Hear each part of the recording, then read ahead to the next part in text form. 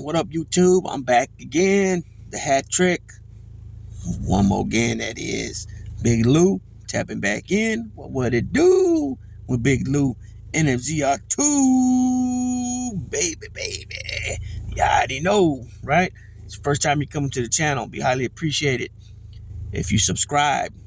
Hit that that thumbs up, which is a like, and also share the channel with your family, friends, folks, peoples, buddies, pals, amigos, and like us Puertorriqueños, Boricuas, Jibaritos, Potorros say, panas, paya, right? And you do that by hitting that subscribe button, following it up by the bell notification, and then selecting all, and you'll be informed each and every time that something is dropped by this channel. If it's a pre-recorded video like this here, a shorts, which are the up to 58, 59 seconds clips, which I usually put my American bullies on. Sometimes I put American muscle cars, lowriders on there, or a live stream video, which I haven't been doing much of for a while, and at some point I'll have to get back into it, especially if the channel continues to grow as it is. The channel continues to grow like it currently is. Wow. Anyways, back to what I was saying. So if I'm gonna go ahead and give this little spiel real quick, just in case anybody hasn't been here before.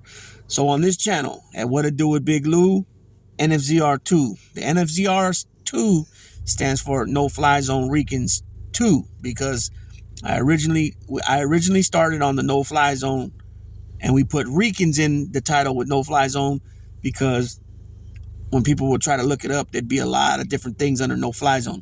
So we had to separate us from the rest of the videos, music videos, clips, whatever it was. So that's where the Ricans came in. I'm still part of the No Fly Zone Ricans. At some point here, we'll get back to making some live stream, live streams with content. Everybody's just been, they're on the East Coast. I'm over here on the West Coast. So obviously we got the 3-hour difference in time as it is, but then people got things going on. So at some point, we'll get back together on that. But on this channel here, wide variety of topics.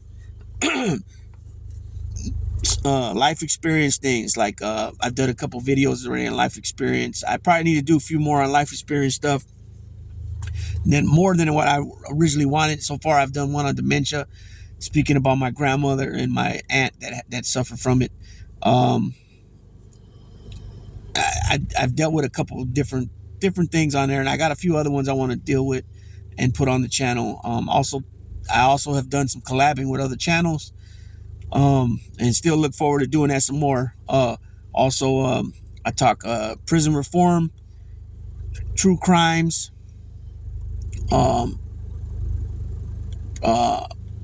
prison talk from my personal experience in prison, sports, basketball, football, baseball, boxing, MMA, UFC. I just dropped a video on UFC 300 just before this one. And also professional wrestling, like 1984, 85, up until about 91-ish. That's when I used to watch, and when I was a kid. And then I got back into it around 96, 97 when the WCW, the NWO stuff. And that was just for that short, a year I think it was when I watched it. And then I talk about the XL American Bullies. I have 4 of them. Actually, 1 double XL and 3 XLs.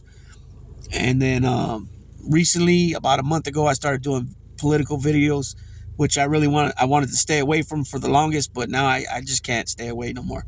I got to come out and give my perspective and speak the truth from facts and get the word out there how important this election is. And and I encourage and I invite and welcome anybody that doesn't agree with what I'm saying, and they have a different point of view. That's fine. We can discuss it, we can talk about it, but respectfully. So anybody is invited at any time that they drop a comment, pushing back against anything I said in a video.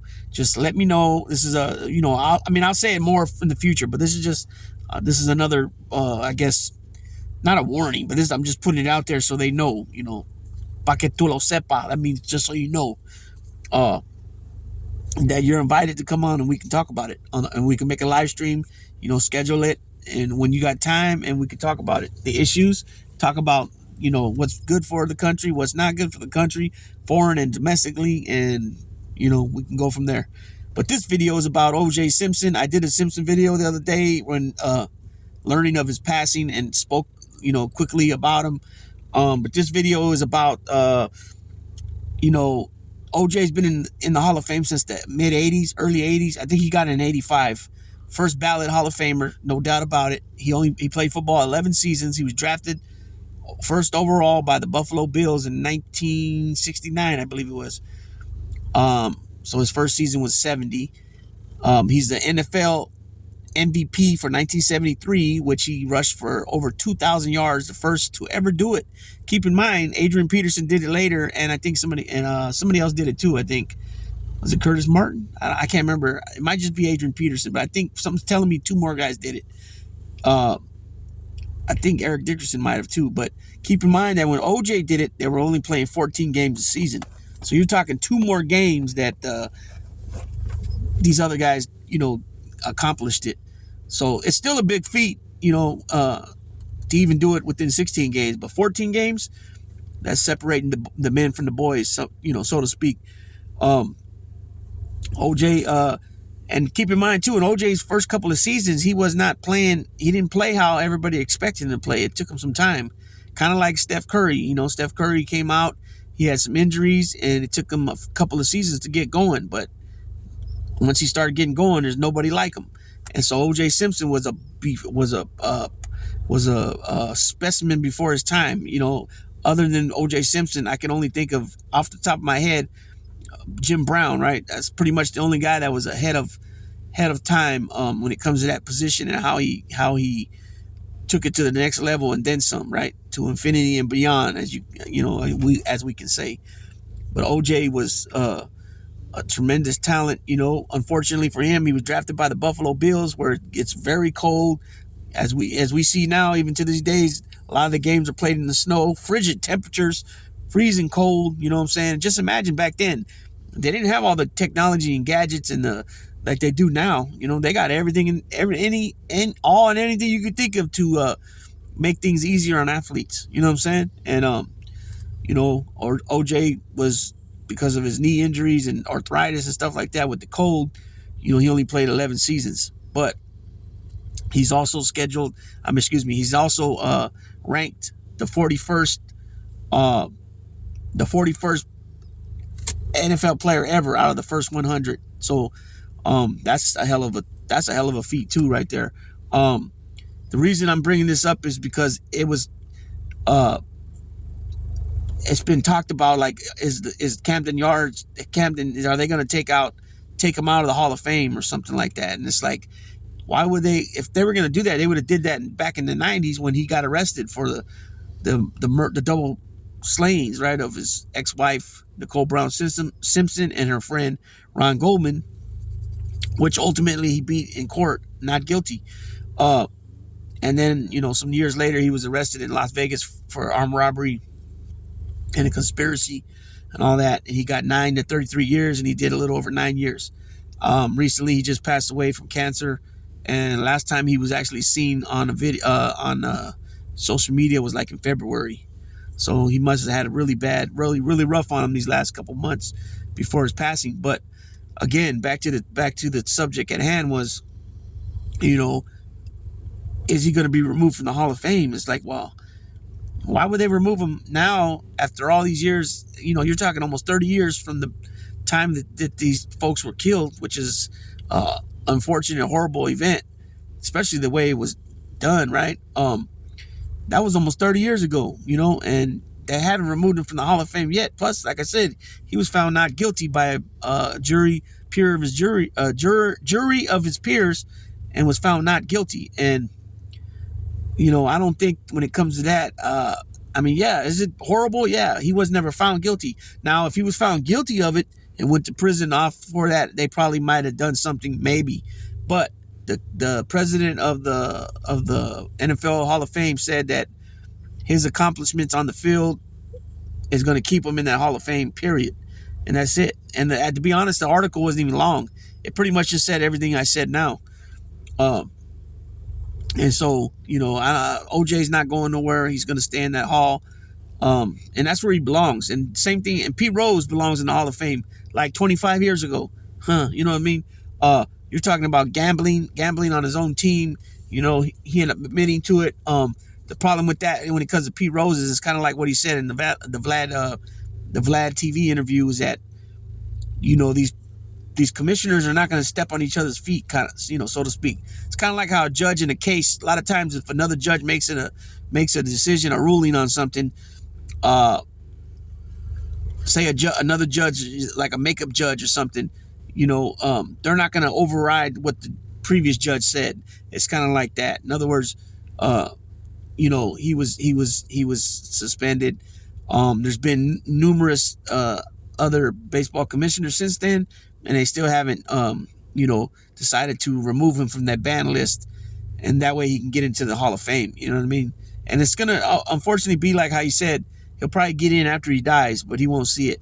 Which is kind of jacked up. After all this time, I think he's paid the price already. You know what I mean? OJ, on the other hand, he passed away now, and now it's being talked about. I've never heard it talked about before.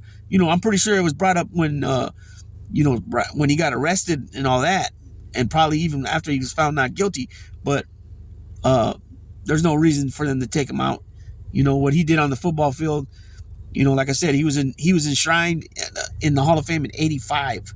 You know what I'm saying? So, that means he had to quit in 1980, right? He started in 69, 70, something like that. He quit in 80. So you're talking, 50, almost 50, 44 years ago, 45 years ago that he retired, and he came into the league over 50 something years ago. So it just doesn't pan out. You know what I mean? OJ needs to stay where he's at in the Hall of Fame and not be messed with. And hopefully, whatever OJ did in the past, if he had never asked for forgiveness or whatever, that's between him and his maker. And whatever is happening now is happening now. I got no comment on that, because I don't know what's in the man's mind or his heart when those final moments of his life are coming to an end. You know what I'm saying? So that being said, this is a little food for thought type of video, something just to think about. Maybe get a couple reactions, couple comments about OJ, what they thought of him or whatever. And that being said, Big Lou tapping out.